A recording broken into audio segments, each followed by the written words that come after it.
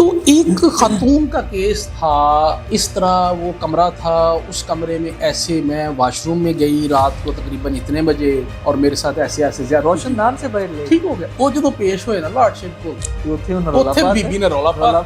ਹੁਣ ਅਗਰ ਫੀਮੇਲ ਉਹਨੂੰ ਉਸ ਸਪੋਰਟ ਦੀ ਜਿਹੜੀ ਹਮਦਰਦੀ ਹੈ ਉਹਨੂੰ एक्सप्लॉइट करके जुल्म करना शुरू कर देते तो ये गलत होता नहीं ना। पाकिस्तान में जो खवातीन को ज्यादा आज़ादी मिली ना वो मिली if I am not wrong honourable साबका चीफ जस्टिस इफ्तिखार मोहम्मद चौधरी साहब। बिल्कुल ऐसे ठीक है ना। मेरा एक मजमून है मुझे इंसाफ दो के नाम से, उसकी एक लाइन है कि पाकिस्तान में कहीं कहीं कानून अंधा ज्यादातर काना और साहब बसारत है। तो हुआ क्या, मेरा एक टॉपिक भी है, मैं चाइल्ड सेक्सुअल अब्यूज पे अपना काम भी कर रहा हूं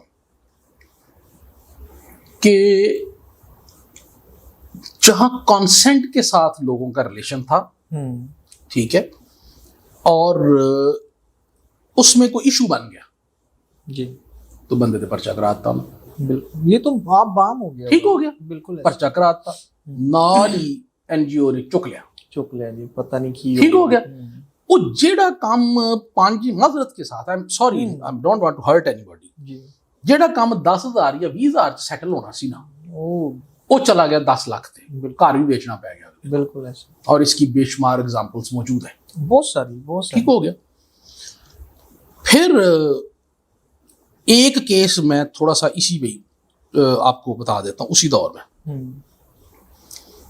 आई वाज एएसपी यूटी, मुझे याद है मुकद्दस हैदर साहब हमारे एसपी सदर थे इस्लामाबाद में। तो एक खातून का केस था, उसको ढूंढने का, वो ढूंढ लिया, सारा कुछ हो गया, पर्चा हो गया रेप का बंदे पे। मेरी बदकिस्मती एएसपी यूटी तो अनगाइडेड मजाइल होता है ना, तफ्तीशी से मुकद्दस साहब हाई सुप्रीम कोर्ट में उन्होंने पेश होना था। अच्छा उन्होंने बदकिस्मती के मैं नाल बह गया। अच्छा मैं लग गया क्वेश्चन करने खातून, वो जो ने स्टोरी बनाई ना कि इस तरह वो कमरा था, उस कमरे में ऐसे मैं वॉशरूम में गई रात को तकरीबन इतने बजे और मेरे पेरेंट्स जो हैं वो छत के ऊपर सोए हुए थे, इतने बजे मैं वॉशरूम में गई, ये रोशनदान से अंदर आया, इसने वहां से मुझे उठाया बाहर ले गया, फिर फलां जगह ले गया और मेरे साथ ऐसे ऐसे ज्यादा रोशनदान से बाहर ले, ठीक हो गया। हुण मैं बिल्कुल ना टिपिकल जो एक सिख किस्म का यूटी होता है ना, मैं तो आज भी तो पता बड़ा सिख किस्म का बंदा। तो सोचो कि आज तो इन्वेस्टिगेशन ते ਤੁਹਾਡੇ ਤੋਂ ਅਖੀਰ आज तो 20 साल पहले मैं कितना सिख होवांगा ना। मैं क्या मैडम कितने बजे दी गल है? उन्हें कहा जी राती तकरीबन 2 बजे दी गल है। ठीक हो गया। मैं क्या 2 बजे ते ਤੁਹਾਡਾ ਘਰ ਕਿੱਥੇ? ਉਹਨੇ ਕਿਹਾ ਜੀ ਇੰਜ ਦਰਵਾਜ਼ੇ ਦੇ ਨਾਲ ਹੀ ਵਾਸ਼ਰੂਮ ਸੀ ਤੇ ਘਰ ਵਾਲੇ ਇੰਜ ਪਿੱਛੇ ਇੰਜ 2 ਕਮਰੇ ਪਏ ਸਨ ਤੇ ਛੱਤ ਤੇ ਅੰਮੀ ਹੋਰੀ ਸੁੱਤੇ ਸਨ। ਠੀਕ ਹੈ। ਮੈਂ ਕਿਹਾ ਤੁਸੀਂ? ਉਹਨੇ ਕਿਹਾ ਮੈਂ ਵਾਸ਼ਰੂਮ ਚ ਆਈ ਸਾਂ ਤੇ ਉੱਤੋਂ ਮੈਨੂੰ ਜਦੋਂ ਲੈ ਕੇ ਜਾ ਰਿਹਾ ਸੀ ਤੇ ਮੇਰੀ ਅੰਮੀ ਨੇ ਦੇਖਿਆ ਉੱਤੋਂ। ਅੱਛਾ ਉੱਤੋਂ ਛੱਤ ਨਾਮਜ਼ਦ ਕੀਤਾ ਨਾ ਉਹਨਾਂ ਬੰਦੇ ਨੇ, ਕੋਣ ਉੱਤੋਂ ਦੇਖ ਲਿਆ। ਤੇ ਮੈਂ ਕਿਹਾ ਮੈਡਮ ਉਹ ਛੱਤ ਦੇ ਵਾਸ਼ਰੂਮ ਦੀ ਉੱਤੋਂ ਕਬਰਡ ਹੁੰਦੀ ਹੈ, ਉਹਨੇ ਉੱਤੋਂ ਕਿਵੇਂ ਦੇਖ ਲਿਆ? ਉਹਨੇ ਫੌਰਨ ਵਾਸ਼ਰੂਮ ਤੋਂ ਛੱਤ ਲਾਤੀ। ਉਹਨੇ ਕਿਹਾ ਛੱਤ ਹੈ ਨਹੀਂ ਸੀ ਵਾਸ਼ਰੂਮ। ਮੈਂ ਚਲੋ ਬਹੁਤ ਅੱਛੀ ਗੱਲ। ਹੁਣ ਮੈਂ ਮਜ਼ੀਦ ਸਿੱਖ ਹਾਂ। ਮੈਂ ਕਿਹਾ ਕਿ ਮੈਡਮ ਉਸ ਵੇਲੇ ਰਾਤ ਤਾਂ ਤੇ ਹਨੇਰਾ ਹੋਏਗਾ ਤੇ ਉਹਨਾਂ ਦੇਖਿਆ ਕਿੰਜ?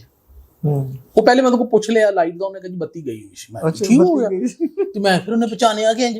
ਅੰਮੀ ਨੇ। ਉਹਨੇ ਜਦੋਂ ਉਹਨੇ ਹਿਸਾਬ ਕਿਤਾਬ ਲਾਇਆ ਨਾ, ਉਹਨੇ ਕਿਹਾ ਚੰਨ ਦੀ ਚਾਨਣੀ ਸੀ। ਮੈਂ ਕਿਹਾ ਨਹੀਂ ਮੈਡਮ ਇੰਜ ਨਹੀਂ ਇੰਜ ਨਾ ਕਰੋ, ਉਹਨਾਂ ਵੀ ਅੱਗੋਂ ਪੂਰਾ ਤੁਹਾਨੂੰ ਜਵਾਬ ਦੇ। ਮੈਂ ਨੈਟ ਤੋਂ ਕੱਢ ਕੇ ਨਾ ਮੈਂ ਕਿਹਾ ਮੈਡਮ ਉਦੋਂ ਚੰਨ ਦੀ ਜਿਹੜੀ ਹੈ ਨਾ ਇਹ ਸ਼ੁਰੂ ਦੀ 4-5 ਤਾਰੀਖ ਸੀ। ਉਦੋਂ ਤਾਂ 4-5 ਤਰੀਕ ਚ ਚੰਨ ਜਿਹੜਾ ਨਾ ਮੈਕਸਿਮਮ 2 ਸ਼ੁਰੂ ਦਾ ਅੱਧਾ ਘੰਟਾ ਪੌਣਾ ਘੰਟਾ ਰਹਿੰਦਾ ਤੇ ਮੈਂ ਕਿਹਾ ਉਸ ਤੋਂ ਬਾਅਦ ਤੇ ਮੈਡਮ ਗੋਪਨ ਦੇਰਾ ਹੁੰਦਾ। ਅੱਛਾ ਇੱਥੋਂ ਵੀ ਮੈਡਮ ਥੜਕ ਗਈ। ਉਸ ਤੋਂ ਬਾਅਦ ਮੈਂ ਉਹਨੂੰ ਕਿਹਾ ਕਿ ਫਿਰ ਤੈਨੂੰ ਅੰਦਰੋਂ ਲੈ ਕੇ ਕਿੰਜ ਗਿਆ? ਉਹਨੇ ਕਿਹਾ ਉਸਨੇ ਮੇਰੇ ਮੂੰਹ ਤੇ ਹੱਥ ਰੱਖਿਆ ਤੇ ਮੈਂ ਕਿਹਾ ਮੈਡਮ ਜੀ ਇੱਕ ਹੱਥ ਮੂੰਹ ਤੇ ਰੱਖਿਆ, ਦੂਜੇ ਹੱਥ ਨਾਲ ਬੰਦਾ ਨਹੀਂ ਚੁੱਕਿਆ ਜਾ ਸਕਦਾ। अच्छा नहीं, उसके साथ एक बंदा होर उन्हें ऐड कर लिया, उन्हें एक बंदा और था। अच्छा उसी वक्त? हाँ मैं कहा चलो 1-2 हो गए। ਜਦੋਂ ਉਹਨੇ ਤੇਰੇ ਮੂੰਹ ਤੇ ਜੇ ਇੰਜ ਹੱਥ ਰੱਖ ਲਿਆ ਤੇ ਤੁਸੀਂ ਤੜਫੇ ਹੋਗੇ ਨਾ। ਤੇ ਦੂਜਾ ਬੰਦਾ ਕਿੱਥੇ ਸੀ? ਉਹਨੇ ਕਿਹਾ ਉਹ ਇੰਜ ਰੋਸ਼ਨਦਾਨ ਤੋਂ ਬਾਹਰ ਖਲੋਤਾ ਸੀ ਤੇ ਮੈਂ ਰੋਸ਼ਨਦਾਨ ਤੇ ਚੰਗਾ ਉੱਚਾ ਹੁੰਦਾ, ਉਹਨੇ ਥੱਲੇ ਸੀੜੀ ਲਾਈ ਸੀ। ਯਾਨੀ ਮੁਖਤਸਰ ਹੈ ਕਿ ਉਹਦੀ ਵਾਲਦਾ ਮੇਰੇ ਨਾਲ ਲੜਨ ਲੱਗ ਪਈ। ਅੱਛਾ ਮੈਂ ਉੱਠ ਕੇ ਟੁਰ ਗਿਆ। ਹੁਣ ਮੈਨੂੰ ਕੀ ਕੇਸ ਤੇ ਸਮਝ ਆ ਗਈ ਕਿ ਸਭ ਝੂਠ ਹੈ ਨਾ, ਇਟ ਇਜ਼ ਆਲ ਫੈਬਰਿਕੇਟਡ।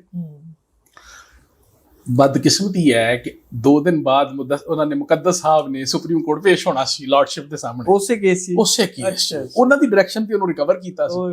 ਉਹ ਜਦੋਂ ਪੇਸ਼ ਹੋਏ ਨਾ ਲਾਰਡਸ਼ਿਪ ਕੋਲ ਤੇ ਉੱਥੇ ਬੀਬੀ ਨੇ ਰੌਲਾ ਪਾਤਾ।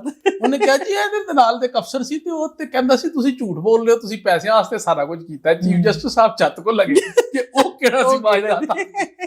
अच्छा वो बड़ा ना मुकद्दस साहब अल्लाह उनको तंदुरुस्ती दे, बड़े अच्छे अफसर हैं आजकल कराची में। उन्होंने फिर वहां को कवर शवर करने की कोशिश की, सर SPUT है, ये है, वो है, उससे गलती हो गई, ऐसी कोई बात लाइक दैट। तो ये एक जस्ट वन एग्जांपल है कि हम जब हमें पता चला कि मैं कोर्ट को गलत नहीं कह रहा जी, उनका एक अपना पर्सपेक्टिव, अपना पॉइंट ऑफ व्यू है बिल्कुल कि फीमेल फोक के साथ ज्यादती हो रही है। हुण अगर फीमेल उन्होंने उस कोर्ट दी जिहड़ी हमदर्दी है उन्होंने एक्सप्लॉइट करके जुल्म करना शुरू कर देते तो गलत तो नहीं ना। और आपको पता है कितने लोगों ने जुल्म किए। बिल्कुल ऐसे बहुत केसेस हमारे सामने, लाखों में लोगों ने आपने बहुत सारे केसेस कवर किए कि लाखों में फिर लोगों ने बिल्कुल सुलह की और बड़े बड़े मशहूर केस हुए। इवन एक केस ऐसा भी था जो बड़ा मशहूर हमारी हिस्ट्री में कि उसमें जब मैडम जो विक्टिम थी वो ठीक जेन्युइन विक्टिम होंगी, मैं उस पर कमेंट नहीं कर रहा, तो जब वो उनको कोर्ट ने कहा इसको एस्कॉर्ट दें, इसको प्रोटेक्शन दें, तो जब वो डिस्ट्रिक्ट टू डिस्ट्रिक्ट जाती थी तो उनकी डिमांड थी कि DPO मुझे रिसीव करे। क्या बात है। उनके घर में वायरलेस का पूरा टावर लगा हुआ था कि उनके पास पूरा वायरलेस कम्युनिकेशन सिस्टम था। क्या बात। तो मतलब ये हाल है कि इसको इस तरह एक्सप्लॉइट किया। तो हमने वो जो मैं बात कर रहा था ना कि हमने बैलेंस नहीं रहने दिया।